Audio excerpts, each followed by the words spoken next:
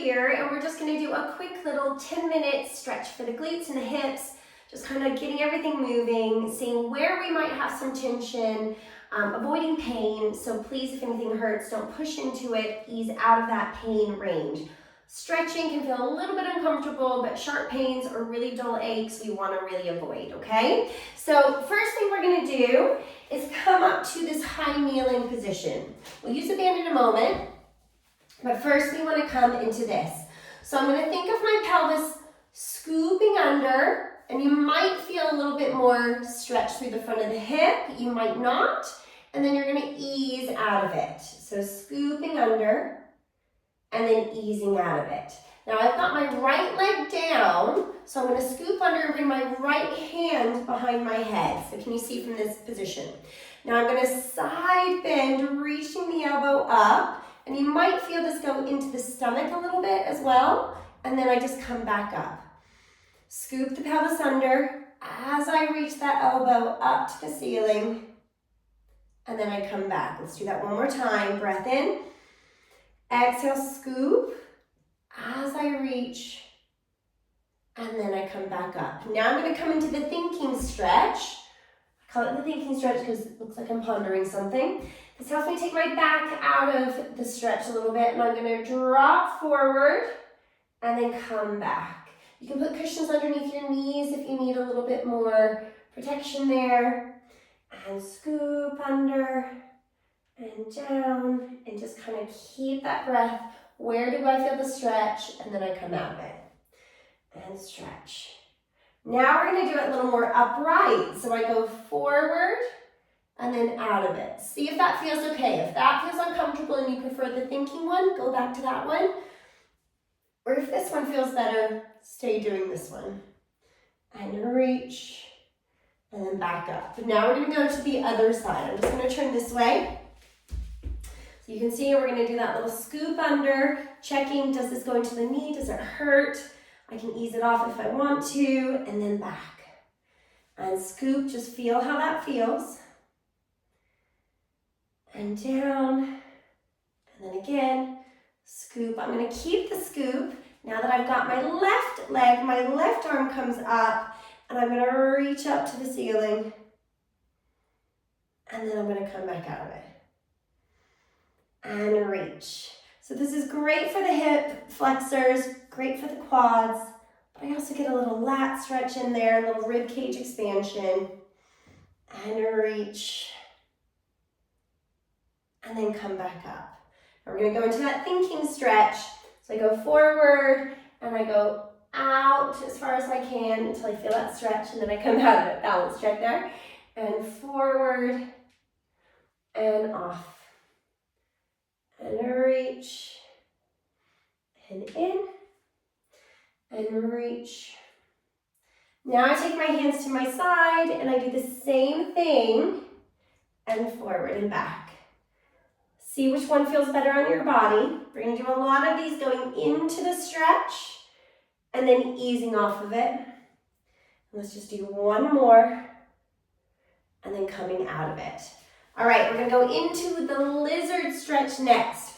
So if I do this on the side view so you can see, I want to keep my spine nice and long. So I don't want to tuck, because then I'm not going to get as good of a stretch on that inside thigh. But I'm going to take one leg out to the side. I'm still in that nice flat back position. And if you don't feel a stretch on this inside thigh, you can open out wider until you find that for you. Okay, I'm going to do this slightly on the diagonal. And I reach back and forward. Reaching back. So my hands are on the ground. Let me get back in the frame. I just keep reaching forward and back. Trying to find that stretch through the inside thigh. Your foot, you can either have the inside of the big toe, the heel down, or you can try to get the whole foot down. Slightly stretches a little more on the outside of that shin. Reach. And then let's just do one more. And we're going to keep that leg as the longer leg. It's going to stay out, and instead of going forward, we're now opening out to the side. So I can use this hand to help me get a little bit more openness through the hip. And I just go to that point where I feel the stretch and then I press out of it. So notice I'm not really holding anything, just moving through. And reach. And just a couple more of these. If any of these feel amazing and you want to do them more, you can pause me and keep going. See how it goes. Last one. And then let's do the lizard on the other side. So same thing, long spine, foot out to the side. I rock back and forward, trying to find that inside thigh stretch. Reaching through. Breathing as we go. Noticing which side maybe feels a little tighter, which side feels easier. They're all quite good little exercises there. And again, let's do two more. Again, you can always pause me and do more if you want to, if you feel like it's really tight on this side. And then we're gonna go back to that side lunge. So leg is out, and I press into it and up. I can use this hand to help me with a little support. Cushions again can go underneath that knee, keeping everything nice and in a happy but, stretchy position. Through, reach, and reach. Let's do a couple more. Then we're going to stretch our calves and our feet out a little bit. Last one, reaching through, and then we're going to come back to our hands and our knees here. So as I come onto my 4-point kneeling position, I'm going to take one leg behind me. Notice my feet are tucked. If you want to untuck the front foot, you can, but I like to have both of them tucked. Now, as I rock my body back, I'm going to deepen into that calf stretch. Make sure your big toe is staying down into the floor, and then I'm going to push forward. Ease off of it. Stretch back into it, and push forward. And stretch. Big toe connected to the floor. Careful you're not rolling to the outside. And stretch again. And in. Two more. Reach. And reach. Okay, we're going to go to the other side. Same thing, you can tuck or untuck that front foot. And then we stretch back, find that calf stretch. Ease out of it. Notice I don't stay in it for a very long time. For this one, you could hold it for a few seconds to really allow your body to embrace that stretch. And go. This is helping stretch the bottom of the foot as well as into the calf. And through. And again. And then one more. You can hear my ankle clicking. Obviously, I need to do this one a bit more. And then I'm going to rest. Okay, so strengthen and stretch at the same time. We're going to lay onto the floor, and we're going to target our hamstrings here. So my legs are going to be long. It almost feels like I'm going to do a glute bridge, but see how my feet have walked away. My toes are pointing up to the ceiling, but I'm not completely flexing them all the way in, but I'm not pointing them away either. They're kind of in a relaxed position. Arms can stay down on the floor. I want to feel my rib cage squish down into the mat as I lift my hips. They are up off the floor, and I'm going to hold it. Check that the toes are parallel, the knees are parallel, and then I lower back down. So we should feel the backs of those legs, and we're aiming to want to feel it in the middle belly of that hamstring. Here we go again. Squish the ribs, lift the hips, holding it nicely, breathing as you go, and then lower.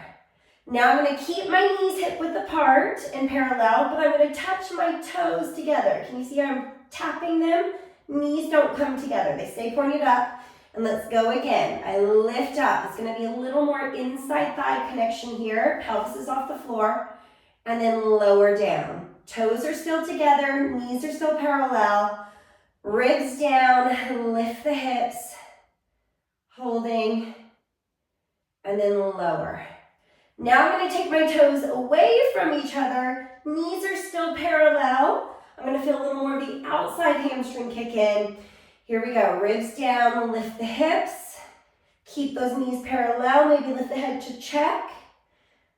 And then we lower back down. One more. Press and lift. Holding, holding, holding. And then lowering all the way back down. Now I'm just going to turn so that I have my feet up onto the wall. You should have a 90-degree bend at the knees and at the hip, okay?